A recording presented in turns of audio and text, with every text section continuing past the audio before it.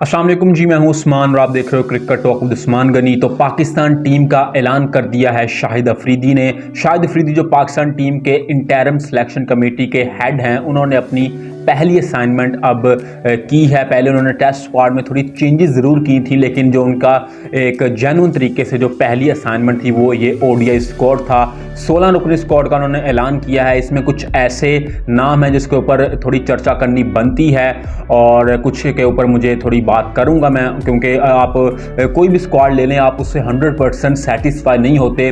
Overall अगर हम squad की बात करें तो स्क्वाड अच्छा है, जो अवेलेबल टैलेंट हमारे पास मौजूद है उसमें से एक अच्छी टीम चूज़ की है शाहिद अफरीदी ने। लेकिन एक दो जगह पर मुझे थोड़ी सी है कि यहाँ पर थोड़ी बेहतरी हो सकती थी, उसके ऊपर बात करेंगे।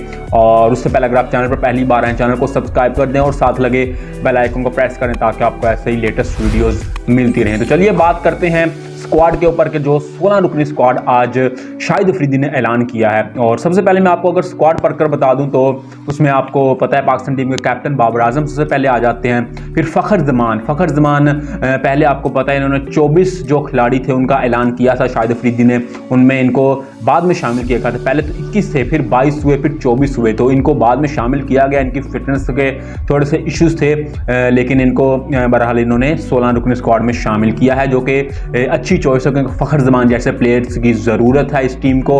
और शर्जील खान को नहीं रखा गया, सबसे जो बड़ी खबर थी कि उन्हें 24 में तो रखा गया था लेकिन उन्हें 16 रुकनी स्क्वाड में हतमी स्क्वाड में शामिल नहीं किया गया। उसकी वजह क्या है? उसकी वजह उन्होंने ये बताई है शाहिद अफरीदी ने। उनसे जब क्वेश्चन हुआ कि आपने शर्जील खान को हतमी स्क्वाड में क्यों शामिल नहीं किया, तो उन्होंने ये कहा कि उन्होंने ये क्लियर अल्फाज में कह दिया कि नजम सेठी जो हमारे चेयरमैन है उनकी जानिब से मुझे क्लियरेंस नहीं मिली उनकी सिलेक्शन को लेकर, क्योंकि आपको पता है कि माजी में उनसे कुछ ऐसी गलतियां हुई हैं शर्जील खान से, मैच फिक्सिंग स्कैंडल में वो मुलविस रहे हैं, इस वजह से उनको इन्होंने अभी क्लियरेंस नहीं दी। उन्होंने ये कहा शाहिद अफरीदी ने। यहाँ पर जो सबसे बड़ा क्वेश्चन मेरे दिमाग में आ रहा है, मेरे जहन में जो आ रहा है वो ये है कि मोहम्मद आमिर भी तो यार आपको पता है मैच फिक्सिंग में इन्वॉल्व रहे हैं। उनको तो हम सुनने में आ रहा है कि नजम सेठी उनको इजाज़त दे रहे हैं कि आप वहाँ पर आकर ट्रेनिंग भी कर लें, आपको अलाउ कर दिया जाएगा, अगर आप पाकिस्तान टीम के लिए अवेलेबल होते हैं तो आपको सेलेक्ट कर लिया जाएगा। ऐसी कुछ बातें हमें सुनने में आ रही हैं, लेकिन इनमें क्या सदाकत है ये अभी कंफर्म नहीं है, क्योंकि बस सुनने में ये बातें आ रही हैं। क्योंकि अगर तो ऐसी बात है तो फिर तो ये ज़रा ज़्यादती है शर्जील खान के साथ, क्योंकि अगर तो आप मोहम्मद आमिर के लिए ये स्टैंड ले रहे हो तो फिर आपको शर्जील को भी सिलेक्ट करना चाहिए और आपको ये उसकी वजह नहीं बतानी चाहिए कि हमने उसे उसके पास की वजह से सिलेक्ट नहीं किया। फिटनेस के उसके इश्यूज हैं वो सबको पता है, उसकी वजह से अगर आप नहीं कर रहे वो एक अलग बात है। लेकिन अगर आप मोहम्मद आमिर को सिलेक्ट करने की इजाज़त दे रहे हो तो फिर आपको शर्जील को भी सिलेक्ट करने की इजाज़त देनी चाहिए। तो ये एक चीज़ थी शर्जील को लेकर। उसके बाद इमामुल हक टीम में शामिल हैं और शान मसूद को रखा गया है। 4 ओपनर उन्होंने सिलेक्ट किए थे, 5 बल्कि फ़खर को बाद में कर लिया था, तो 2 ड्रॉप होने थे, तो फ़खर जमान को रखा है इन्होंने, अब्दुल्ला शफीक और शर्जील को इन्होंने नहीं रखा। इसके बाद अगर हम देखें हारिस सुहेल, ये जो थोड़ी सी यहाँ पर मैं बात करना चाहूँगा, हारिस सुहेल की जो इंक्लूजन है ना उसके ऊपर थोड़े क्वेश्चन मार्क हैं, क्योंकि हारिस सुहेल काफ़ी अर्से से पाकिस्तान टीम का हिस्सा नहीं है, पाकिस्तान के सेटअप से काफ़ी दूर जा चुके थे हारिस सुहेल। और अचानक जब से शाहिद अफरीदी ने जब से आए हैं वो, तो अचानक से हारिस सुहेल भी मंजरे आम पर आ गए, उन्होंने फाइनली उन्होंने टीम में भी सिलेक्ट कर लिया है। तो यहाँ पर थोड़ी सी बात करना चाहूँगा, क्योंकि अगर हम देखें तो हारिस सुहेल की यहाँ पर जगह मेरा नहीं ख्याल यार बनती है, क्योंकि अब उनकी वैसी फिटनेस भी नहीं है।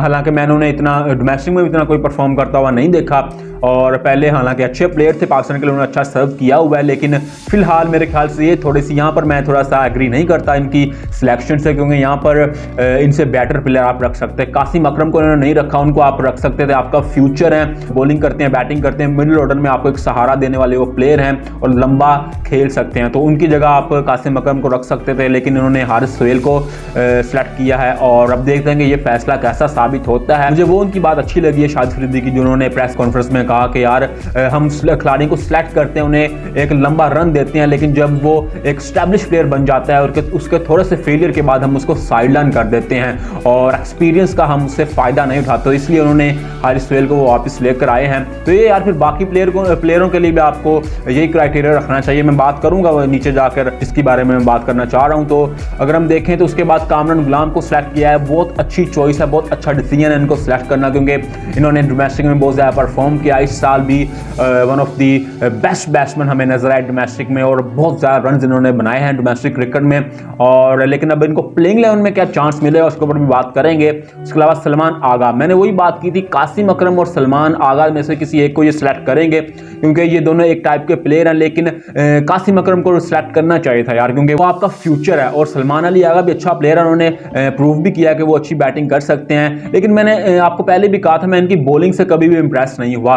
कासिम अकरम की बॉलिंग काफ़ी बेटर है इनसे, तो इन दोनों में से उन्होंने एक्सपीरियंस को ज़्यादा प्रेफर किया है, इसलिए सलमान आगा को उन्होंने सेलेक्ट किया है। कासिम अकरम के पास अभी टाइम है और आने वाले मैचों में, आने वाली सीरीज में उनको भी ये सिलेक्ट कर सकते हैं। उसके बाद मोहम्मद रिजवान है, डेफिनेटली इन्होंने कोई दूसरा कीपर नहीं रखा। सरफराज का क्वेश्चन किया गया तो उन्होंने यही कहा कि रिजवान हमारी पहली चॉइस है व्हाइट बॉल में, और सरफराज को हम टेस्ट क्रिकेट में देख रहे हैं। लेकिन अगर रिजवान की फॉर्म या फिटनेस वगैरह का कोई इशू बनता है तो सरफराज को हम कंसीडर कर सकते हैं। उसके बाद तैयब ताहिर, सबसे जो अच्छी चॉइस मुझे लगी तैयब ताहिर की लगी, एक और brilliant performer.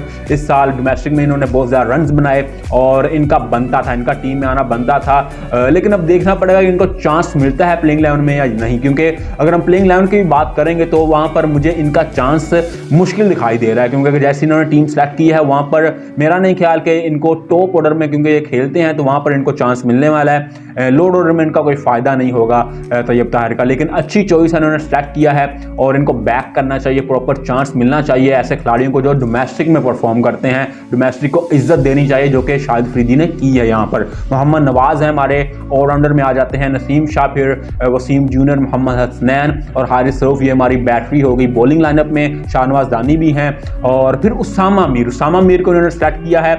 Suddenly Usama Mir उठ के आगे पाकिस्तान टीम में। यहाँ पर मैं थोड़ी सी बात करना चाहूंगा, क्योंकि पिछले कुछ अरसे से, पिछले कुछ सालों से हम देखते आए हैं कि शादाब हमारे नंबर 1 स्पिनर हैं, नंबर 1 लेग स्पिनर हैं व्हाइट बॉल क्रिकेट में, लेकिन उनके साथ जो बैकअप पे हम देखते आए हैं वो जाहिद महमूद वनडे क्रिकेट में, और उसके बाद हमने T20 में हमेशा उस्मान कादिर को देखा है। तो इन दोनों के ऊपर इन्होंने उसामा मीर को प्रेफर किया है, उसामा मीर को स्टार्ट किया है। इस बात की मुझे समझ बिल्कुल नहीं आई, क्योंकि शादाब की जो रीजन बताई जा रही है, क्योंकि वो इंजर्ड हैं, इस वजह से वो इस सीरीज के लिए अवेलेबल नहीं थे।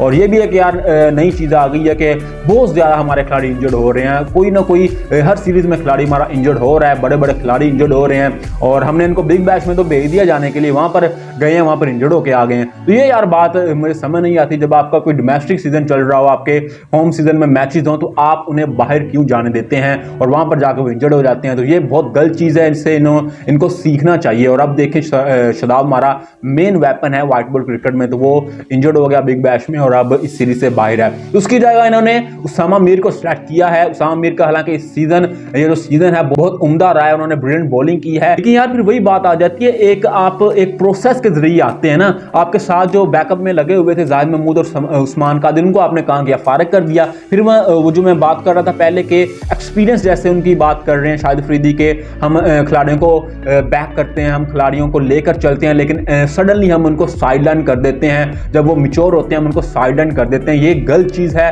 और उन्होंने शाहिद अफरीदी ने ये एडमिट भी की। लेकिन यहाँ पर आकर फिर मैं इनसे एग्री नहीं करता, क्योंकि यहाँ पर इनको जाहिद महमूद को सेलेक्ट करना चाहिए था या उस्मान कादिर को सेलेक्ट करना चाहिए था, लेकिन इन्होंने उसामा मीर को सेलेक्ट किया है और इस सिलेक्शन की मुझे समझ नहीं आई। अबरार को भी सेलेक्ट नहीं किया, ये भी गलत डिसीजन मेरे ख्याल से। अबरार को भी आप सेलेक्ट कर सकते थे अगर आपके पास लेग स्पिनर की जगह अवेलेबल थी, लेकिन उन्होंने यही सोचा होगा कि शायद अबरार अब टेस्ट मैच में खेल रहे हैं, वहां पर काफ़ी बॉलिंग कर रहे हैं, तो उनका वर्कलोड मैनेजमेंट के तौर पर मेरे ख्याल से उन्होंने इनको सेलेक्ट नहीं किया। लेकिन ये कोई ऐसी चीज़ नहीं है, आप जैसे सबको बाकियों को भी सेलेक्ट कर रहे हो ना, नसीम शाह को आपने किया, वो भी टेस्ट मैच खेलते हैं, उसके बाद और भी प्लेयर्स हैं, तो आप अबरार को भी कर सकते थे, वो आपका एक फ्यूचर है और एक डिफरेंट चीज़ वो लाते हैं। लेकिन उसामा मीर के साथ गए हैं, बेस्ट विशेष उसामा मीर, उनके खिलाफ में बात नहीं कर रहा, लेकिन मैं एक प्रोसेस की बात कर रहा हूँ कि आप अबरार की भी मेरे ख्याल से नहीं, आप जाहिद महमूद और उस्मान कादिर जो आपके पीछे लगे हुए हैं शादाब खान के, आपको उनको सेलेक्ट करना चाहिए था शादाब की गैर मौजूदगी में, लेकिन आपने सडनली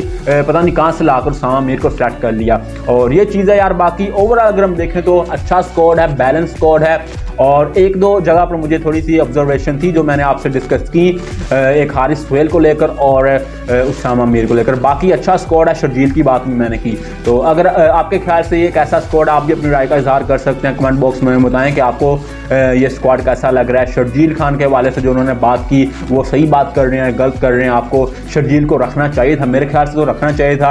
एक डिफरेंट चीज़ वो लाते हैं, डिफरेंट प्लेयर हैं, अटैकिंग प्लेयर हैं, और आजकल की क्रिकेट में वैसे प्लेयर की बहुत ज़्यादा ज़रूरत है। और ओवरऑल अच्छा स्क्वाड है मेरे ख्याल से। प्लेइंग 11 के ऊपर हम बात करेंगे। प्लेइंग 11 में जो इन्होंने सेलेक्ट किए हैं, जैसे हारिस सोहेल हो गए, कामरान गुलाम हो गए, तैयब ताहिर हो गए, क्या इनको चांस मिलेगा प्लेइंग 11 में? इसके ऊपर भी बात करेंगे। और जल्दी आपसे एक और नई वीडियो से मुलाकात होगी। अगर आपको वीडियो पसंद है, वीडियो को लाइक कर दें, चैनल को सब्सक्राइब करें और साथ लगे बेल आइकन को प्रेस करें ताकि आपको ऐसे नई नई वीडियोस मिलती रहें। अपना बहुत ख्याल रखिए। अल्लाह हाफिज़।